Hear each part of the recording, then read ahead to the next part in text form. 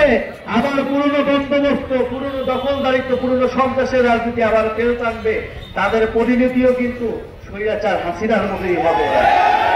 বন্ধুগণ, আমরা আজকে নীলফামারীতে এসেছি, আমরা শহীদ রুবেলের রক্তের শপথ নিচ্ছি।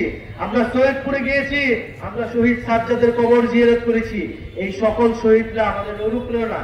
আমরা মনে করি এই মানুষগুলা জীবন দিতে একটা সুন্দর, একটা সমৃদ্ধ বাংলাদেশের জন্য, যে বাংলাদেশে অর্থনৈতিক বৈষম্য থাকবে না, যে বাংলাদেশে আঞ্চলিক বৈষম্য থাকবে না, যে বাংলাদেশে আপনি স্বাধীনভাবে মত প্রকাশ করতে পারবেন, আপনি কথা বলতে পারবেন, আপনার ভাতের অধিকার পাবেন, আপনার খাবারের অধিকার পাবেন, শিক্ষা এবং কর্মসংস্থান পাবেন, আপনি হাসপাতালে গেলে চিকিৎসা পাবেন, আপনি সরকারি অফিসে গেলে আপনাকে দুর্নীতির আশ্রয় নিতে হবে না, দুর্নীতির শিকার হইতে হবে না।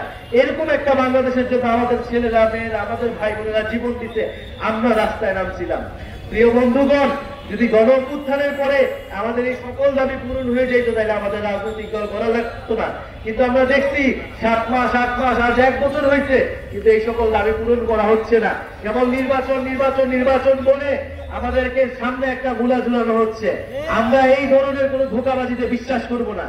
আমরা অবশ্যই নির্বাচন চাই, আমরা নির্বাচিত সরকার চাই, কিন্তু অবশ্যই এই গণ অভ্যুত্থানে যারা হত্যা করেছে সেই শেখ হাসিনা এবং তাদের দোসর যারা বাংলাদেশের প্রতিটি এলাকায় এলাকায় এখনো লুকায় আছে, তাদেরকে বিচারের আওতায় অবশ্যই অবশ্যই আনতে হবে। শেখ হাসিনাকে দেশে এনে বিচারের আওতায় আনতে হবে। এই শেখ হাসিনার বিচার না হওয়া পর্যন্ত এই শহীদ রুবেলের বাবা আমাদের সকলের মনে যে দাউ দাউ করে আগুন জ্বলতেছে, সেই আগুন কোনোদিন নিভবে না। প্রিয় বন্ধুগণ, আমরা বলছি মৌলিক সংস্কার হইতে হবে রাষ্ট্রের, সংস্কারের মধ্য দিয়ে নির্বাচনের দিকে যাইতে হবে। আমরা আরো বলছি বাংলাদেশে একটা নতুন সংবিধান লাগবে। যে আওয়ামী লীগের সংবিধান, যে মুজিববাদের সংবিধান, সেই সংবিধানকে ছুঁড়ে ফেলে দিতে হবে। সেই সংবিধান আপনার আমার অধিকার রক্ষা করতে পারে নাই।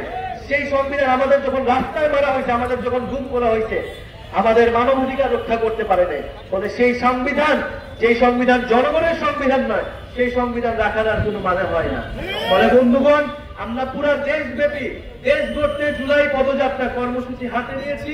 আমরা প্রথমে উত্তরবঙ্গ এসেছি, রংপুর গিয়েছি, গাইবান্ধা গিয়েছি, আজকে নীলফামারী। কারণ আমরা মনে করি যে উত্তরবঙ্গ বৈষম্যের শিকার, এই উত্তরবঙ্গ থেকে আবু সাঈদ, শহীদ রুবেলরা দাঁড়িয়েছিল। ফলে উত্তরবঙ্গের প্রতি আমাদের আলাদা দায়বদ্ধতা আছে। সেই দায়বদ্ধতার জায়গা থেকে আমরা নীলফামারীতে আসছি। নীলফামারীর ইতিহাস অনেক সমৃদ্ধ, নীলফামারীর ইতিহাস লড়াইয়ের ইতিহাস। সেই নীল বিদ্রোহ থেকে আমরা নীলফামারীর কথা শুনি। বন্ধুগণ, এই গণ অভ্যুত্থানের মধ্য দিয়ে আমাদের নীলফামারী জেলায় আমাদের যারা বৈষম্য বিরোধী আন্দোলন করেছেন, আমাদের গণ অভ্যুত্থানে অংশগ্রহণ করেছেন, তারা আমাদেরকে সমর্থন দিবেন, সহযোগিতা করবেন। আমরা একটা নতুন দল করেছি, আপনাদেরকে কথা দিয়ে যাচ্ছি, আমরা খুব শীঘ্রই আপনাদের যে দাবিয়ে দেওয়া, আপনাদের যে আকাঙ্ক্ষা, আপনাদের যে প্রত্যাশা, তরুণদের একটা রাজনৈতিক দল থেকে সেই প্রত্যাশা আমরা খুব শীঘ্রই পূরণ করবো। আর এটা ভাবার কোন কারণ নাই যে রাজপথে তৃণমূলে কেবল একটাই দল আছে। বাংলাদেশের নতুন রাজনৈতিক শক্তির উত্থান ঘটেছে, নাগরিক পার্টির উত্থান ঘটেছে, তারুণ্যের উত্থান ঘটেছে, 24-এর শক্তির উত্থান ঘটেছে। এবং এই শক্তিকে অগ্রাহ্য করে বাংলাদেশ কেউ কোন ধরনের ষড়যন্ত্র করতে পারবে না। বন্ধুগণ, আমরা এই নীলফামারীর পথসভা শেষে আমরা পঞ্চগড় যাব।